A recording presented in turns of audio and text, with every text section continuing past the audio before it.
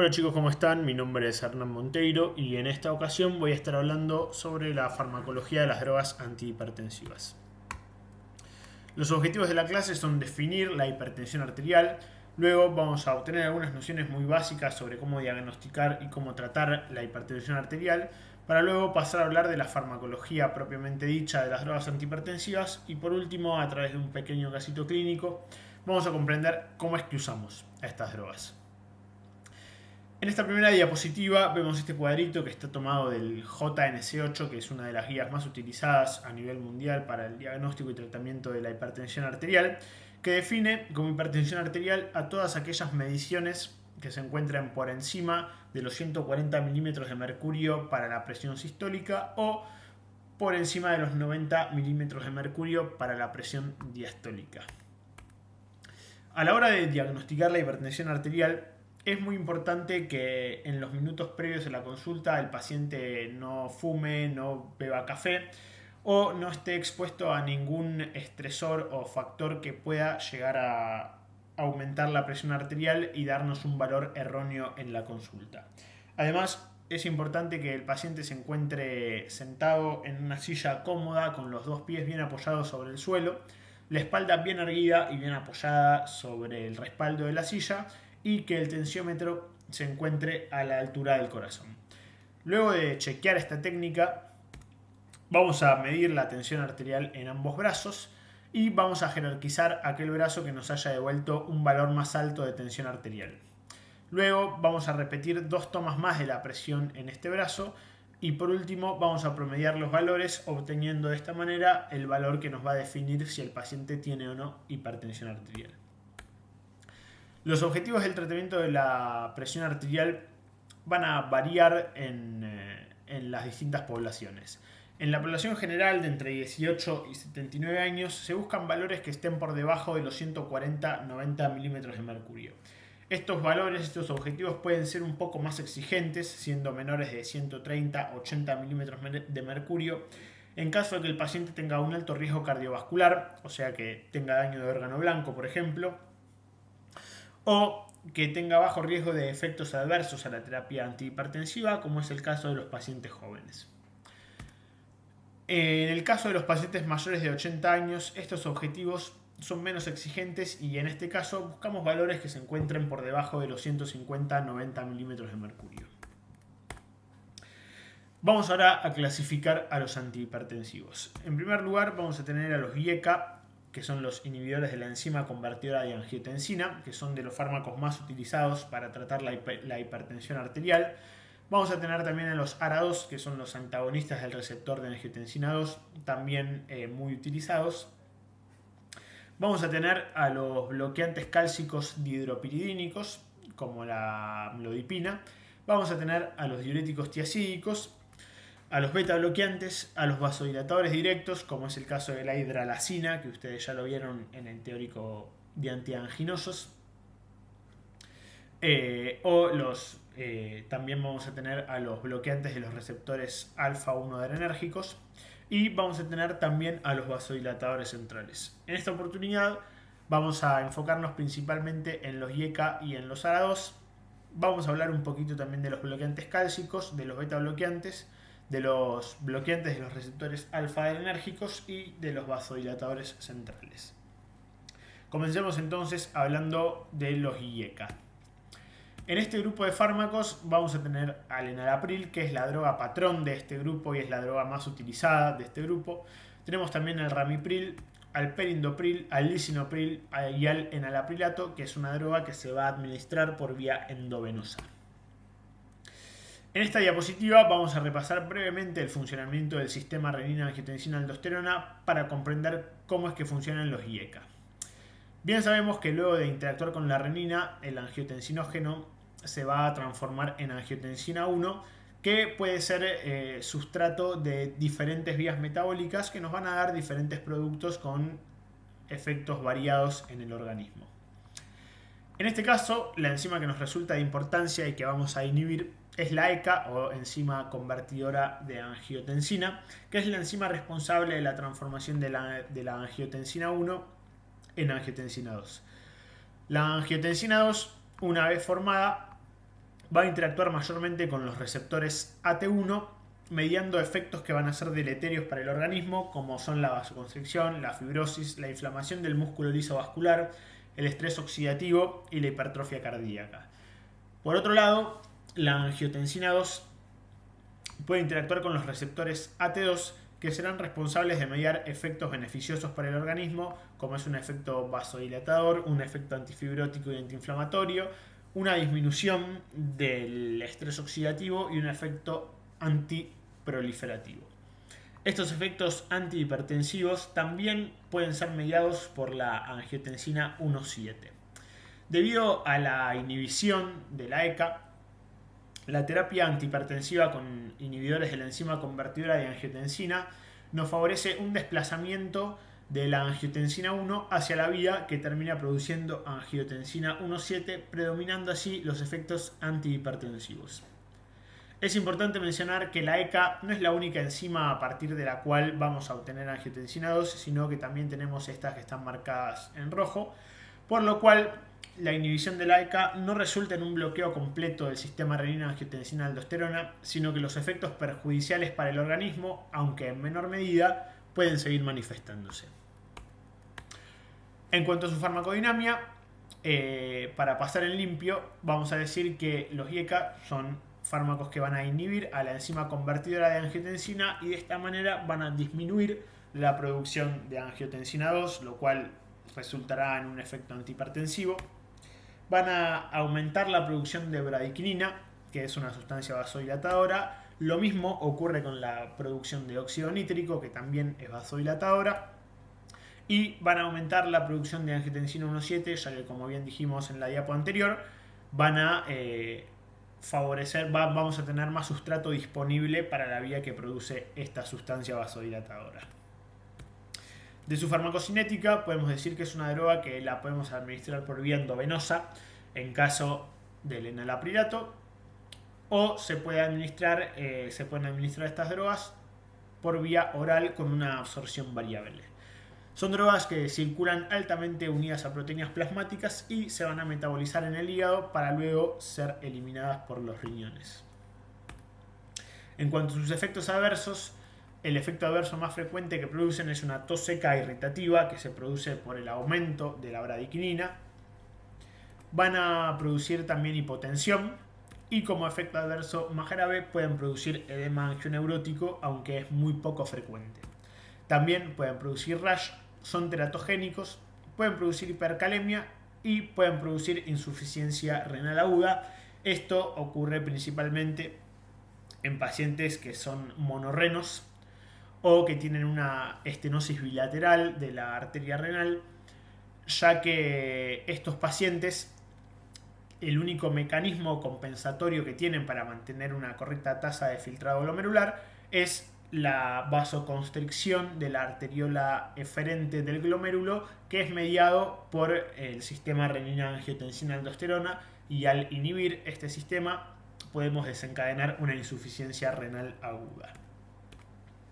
En cuanto a sus interacciones, otros fármacos antihipertensivos van a producir un sinergismo de potenciación. Los diuréticos van a producir también un sinergismo de potenciación en su efecto antihipertensivo y además pueden producir hipercalemia. En cuanto a los AINES, al inhibir la producción de prostaglandinas vasodilatadoras, como es el caso de la prostaciclina, van a disminuir el efecto antihipertensivo de los IECA. Van a estar indicados en pacientes que tengan hipertensión arterial, en pacientes que tengan insuficiencia cardíaca, en pacientes que hayan sufrido un IAM reciente y en pacientes que tengan insuficiencia renal crónica, ya que van a disminuir la proteinuria y van a enlentecer la progresión de la enfermedad renal.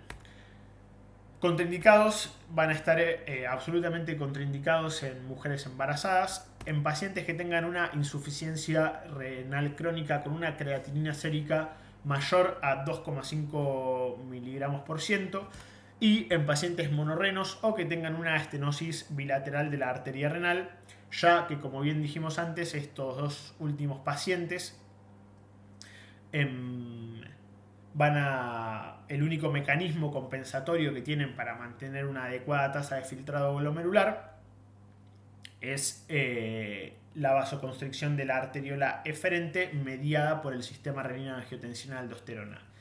Es importante que los pacientes se controlen su función renal y en caso de que los pacientes se encuentren con una disminución de la tasa de filtrado glomerular mayor al 20% o un aumento mayor al 20% de la creatinina sérica, los IECA tienen que ser inmediatamente suspendidos. También se encuentran absolutamente contraindicados en pacientes que tengan edema angioneurótico previo y se encuentran relativamente contraindicados en hombres fértiles y en pacientes con una hipercalemia basal. Pasemos ahora entonces a hablar de los antagonistas del receptor de angiotensina 2.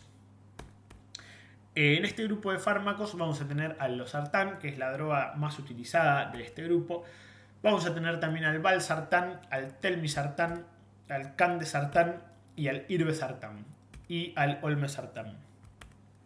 En cuanto a su farmacodinámica, son fármacos que van a inhibir, van a bloquear el receptor AT1 de angiotensina 2. De esta manera, al bloquear los receptores AT1 de angiotensina 2, los efectos perjudiciales para el organismo no pueden ser producidos y la angiotensina 2 que tenemos disponible en el organismo va a interactuar con los receptores AT2 mediando efectos beneficiosos, resultando de esta manera en un efecto antihipertensivo más eficiente que el que es producido por los inhibidores de la enzima convertidora de angiotensina. En cuanto a sus efectos farmacológicos, entonces vamos a tener una menor respuesta a la angiotensina 2, una disminución del tono simpático y liberación de catecolaminas suprarrenales. Lo mismo ocurre con la liberación de aldosterona. Van a también inhibir el remodelado cardíaco y van a disminuir la agregación plaquetaria, resultando esto en una menor tasa de eventos tromboembólicos en los pacientes que estén tratados con estas drogas. Y además van a disminuir las concentraciones séricas de ácido úrico. En cuanto a su farmacocinética, son drogas que se van a administrar por vía oral, aunque tienen una baja biodisponibilidad, van a distribuirse ampliamente con una alta unión a proteínas plasmáticas y se van a metabolizar en el hígado por el CYP12-9 para luego eliminarse por vía biliar. En cuanto a sus efectos adversos, pueden producir hipotensión, pueden producir hipercalemia, van a ser teratogénicos también, con lo cual van a estar totalmente contraindicados en pacientes embarazadas y pueden producir insuficiencia renal aguda, de nuevo en pacientes que tengan una estenosis bilateral de la arteria renal o en pacientes que sean monorrenos. Vamos ahora a hablar un poquito sobre los bloqueantes cálcicos, que son fármacos que ustedes ya conocen de la clase de antiarrítmicos y de la clase de antianginosos. Los bloqueantes cálcicos, vamos a tener a los bloqueantes cálcicos dihidropiridínicos, que son los que vamos a utilizar en este caso para el tratamiento de la hipertensión arterial, que vamos a tener a la amlodipina y a la nifedipina dentro de este grupo. Después vamos a tener los bloqueantes cálcicos no dihidropiridínicos, que como bien saben ustedes son el verapamilo y el diltiazem, pero quedan utilizados como drogas antiarrítmicas. En cuanto a su farmacodinámica, son drogas que van a bloquear los canales de calcio tipo L en el músculo liso vascular y de esta manera van a lograr una disminución de la resistencia vascular periférica. Además, son drogas que tienen efectos antiaterogénicos y está demostrado que disminuyen el estrés oxidativo en las placas de ateroma y disminuyen mucho los accidentes de placa. Pasemos ahora a hablar de los beta bloqueantes, que como bien saben ustedes son drogas antiarrítmicas, antianginosas y en esta oportunidad le sumamos el efecto antihipertensivo. No vamos a repasar la farmacocinética, efectos adversos y contraindicaciones de estas drogas, ya que ustedes ya los vieron, pero sí vamos a repasar su clasificación. Dentro de la primera generación vamos a tener a aquellos que son no selectivos por ningún receptor beta, que son el propranolol, el nadolol, el timolol y el sotalol. Luego vamos a tener a los de segunda generación que van a ser beta 1 selectivos, que son el atenolol, el bisoprolol, el acebutolol y el esmolol. Y por último tenemos a la tercera generación, que son drogas que van a sumar efectos agregados, como pueden ser la liberación de óxido nítrico para el caso del nebivolol, el agonismo parcial beta 2 para el celiprolol, el bloqueo alfa 1 para el labetalol y el agonismo parcial beta 2 para el labetalol y el bloqueo alfa 1 también para el labetalol. En cuanto a su mecanismo antihipertensivo, es importante destacar que si nosotros bloqueamos los receptores beta en los vasos periféricos, obtenemos un efecto vasoconstrictor, con lo cual es incorrecto decir que los beta bloqueantes son drogas vasodilatadoras. El mecanismo antihipertensivo de los beta bloqueantes es mediado, entre otros factores, ya que van a inhibir a los receptores beta 1 en el aparato yuxtaglomerular y de esta manera van a disminuir la secreción de renina y van a disminuir la actividad del sistema renina-angiotensina-aldosterona. Además, van a bloquear a los receptores beta 1 presinápticos, lo cual va a reflejarse en una menor liberación de catecolaminas. Van a disminuir las propiedades cardíacas, van a resetear los varoreceptores desensibilizándolos e impidiendo que se genere una respuesta simpática ante la vasodilatación. Y además, para el caso de algunos beta bloqueantes de tercera generación, van a facilitar la producción de óxido nítrico y de prostaciclina. Además que algunos beta bloqueantes de tercera generación también van a tener un efecto bloqueante en los receptores alfa 1, lo cual va a impedir la vasoconstricción. Pasemos ahora entonces a hablar de los alfa bloqueantes, que son dentro del grupo de los vasodilatadores directos. Dentro de este grupo vamos a tener a la prazosina, a la terazosina y a la doxazosina. Estas drogas son drogas que van a bloquear a los receptores alfa 1 periféricos y de esta manera van a impedir la vasoconstricción. Son drogas que es importante destacar, quedan reservadas para el tratamiento de la hipertensión resistente, ya que tienen un perfil de efectos adversos bastante perjudicial, pudiendo producir muy frecuentemente hipotensión ortostática. Además, pueden producir eyaculación retrógrada y es frecuente que produzcan una taquicardia refleja. Pasemos entonces, por último, a hablar de los vasodilatadores centrales, que dentro de este grupo vamos a tener a la alfa-metildopa y a la clonidina. En este caso vamos a hablar sobre la alfa-metildopa, que es una prodroga que se deriva de la L-dopa, que se va a transformar a alfa-metilnoradrenalina, que es una sustancia que es agonista alfa-2 presináptica, y esta actividad agonista alfa-2 presináptica lo que va a producir es una menor liberación de catecolaminas, o sea, va a disminuir el tono simpático.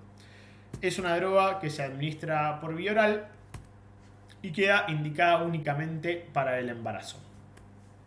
En cuanto a sus efectos adversos, es frecuente que produzca sedación, que produzca serostomía, que produzca hipotensión ortostática y cefaleas. Para el caso de la clonidina, el mecanismo de acción también va a ser el de un agonista alfa-2 presináptico que va a derivar en una menor liberación de catecolaminas. Bien, pasemos entonces para finalizar a un pequeño casito clínico en el cual vamos a aplicar un poco las cosas que estuvimos viendo en las diapositivas anteriores. Concurre al control de salud un paciente que es hombre, tiene 65 años y como antecedentes de relevancia nos remarca que es obeso y que hace 8 años fue diagnosticado con diabetes mellitus de tipo 2 y es tratado con metformina, pero tiene una muy mala adherencia al tratamiento con valores de control de hemoglobina glicosilada de 8,5, que se encuentran muy por encima de los valores deseados, y una glucemia en ayuno de 135 miligramos por decilitro. Le tomamos la presión arterial a este paciente y vemos que tiene una tensión arterial de 164-101 milímetros de mercurio, por lo cual vamos a decidir tratar a este paciente con alguna de las drogas que vimos. ¿Qué fármacos pueden ser utilizados para tratar a este paciente? Las opciones que vamos a tener disponibles para tratar a este paciente son los IECA, los ARA2, los bloqueantes cálcicos y los diuréticos tiazídicos. Los beta bloqueantes no pueden ser utilizados en este paciente, ya que para la terapia antihipertensiva quedan como primera línea únicamente en pacientes que tienen menos de 60 años. Iniciamos la terapia farmacológica con enalapril y citamos al paciente para que se controle en un mes. Cuando viene a visitarnos el paciente, nosotros no nos encontramos en el consultorio, pero lo atiende un colega nuestro y ve que los valores de este paciente se encuentran en 148,97 milímetros de mercurio, que si recordamos de los objetivos de la primera diapositiva, para esta población los objetivos son menores, son de valores menores a 140-90 milímetros de mercurio, por lo cual nuestro colega, decide incorporar un segundo fármaco a la terapia y opta por combinar losartán con enalapril. ¿Considera adecuada la decisión de su colega? En este caso, la decisión de nuestro colega es inadecuada, es incorrecta, ya que en este caso estamos usando un bloqueante del receptor AT1 de angiotensina 2, como es el losartán, y un inhibidor de la enzima convertidora de angiotensina, como es el enalapril. O sea, son dos drogas que actúan sobre el sistema renina-angiotensina-aldosterona, y la combinación de estas dos drogas está demostrado que no resulta en un mayor efecto antihipertensivo, sino que lo único que logra esta combinación es un mayor desarrollo de efectos adversos. Entonces, en caso de combinar antihipertensivos, ¿cómo podemos combinarlos? Una de las opciones es usar un bloqueante del sistema renina-angiotensina-aldosterona, como es un IECA o un ARA2 con un diurético tiazídico, o podemos usar un IECA o un ARA2 con un bloqueante cálcico. Otra opción que tenemos disponible en caso de necesitar una tercera droga es usar un IECA o un ARA2 junto con un bloqueante cálcico y un diurético diazídico, o un beta bloqueante con un bloqueante cálcico y un diurético tiazídico, o por último podemos usar un beta bloqueante con un bloqueante del sistema renina-angiotensina-aldosterona como un IECA o un ARA2 junto con un diurético tiazídico. El esquema terapéutico es corregido y al paciente se le remarcan distintas pautas sobre la adherencia al tratamiento. En uno de los controles periódicos solicitamos una rutina de laboratorio que nos devuelve un valor de la tasa de filtrado glomerular de 37 mililitros por minuto por superficie corporal. Para tomar una decisión revisamos un laboratorio previo del paciente y nos encontramos con que en el control previo la tasa de filtrado se encontraba en un valor de 48. Entonces, ¿qué conducta terapéutica consideraríamos adecuada? Vamos entonces a repasar un poquito la contraindicación absoluta de los IECA. Si nosotros recordamos, estaban absolutamente contraindicados en pacientes embarazadas, en pacientes que hayan sufrido edema angioneurótico o en pacientes que tengan un solo riñón o que tengan una estenosis bilateral de la arteria renal. Además, habíamos dicho que en caso de que haya una disminución de la tasa de filtrado glomerular mayor al 20% o un aumento de la creatinina sérica mayor al 20%, deberíamos suspender el fármaco. Y en este paciente la disminución de la tasa de filtrado glomerular es mayor al 20%, con lo cual en nuestro paciente vamos a suspender el tratamiento con IECA. Bien, durante la guardia del 2 de enero, el paciente acude al servicio de emergencias acompañado por su hija, presentando una cefalea en estallido y una pérdida repentina de la visión que se dio a los 15 minutos. La hija de nuestro paciente refiere que debido a las fiestas de fin de año el paciente no cumplió con su tratamiento de manera adecuada y además transgredió la dieta hiposódica que tiene indicada. Habiendo descartado un accidente cerebrovascular, usted procede a realizar un examen físico en el paciente y encuentra que la tensión arterial se encuentra en un valor de 200-120 milímetros de mercurio y se diagnostica una emergencia hipertensiva. ¿Qué fármaco podemos utilizar para tratar una emergencia hipertensiva? En este caso, el fármaco que podemos utilizar es el nitroprusato de sodio. que, si ustedes recuerdan, es un dador directo de óxido nítrico, con lo cual va a tener un efecto vasodilatador casi instantáneo sin necesidad de ser reducido, como es el caso de los otros nitritos. Y es un fármaco que es inestable al contacto con la luz, con lo cual va a tener que ser administrado cubierto por una cobertura opaca y por una vía que sea también opaca. Y hay que tener cuidado con el fenómeno de robo coronario con este fármaco, ya que esto puede empeorarnos la isquemia en caso de que el paciente tenga angina de pecho. Además, este es un fármaco que tiene metabolismo a cianuro y a tiocianatos, con lo cual puede desencadenar una intoxicación. Y es un fármaco que tiene eliminación renal. Nuestro paciente tiene insuficiencia renal, con lo cual la exposición a este fármaco que va a tener nuestro paciente no puede ser muy prolongada, ya que de esta manera, si queda mucho tiempo con esta droga, puede desarrollar una intoxicación por los metabolitos activos que presenta este fármaco. Espero que les haya sido de utilidad la clase y cualquier duda están en contacto. Muchas gracias.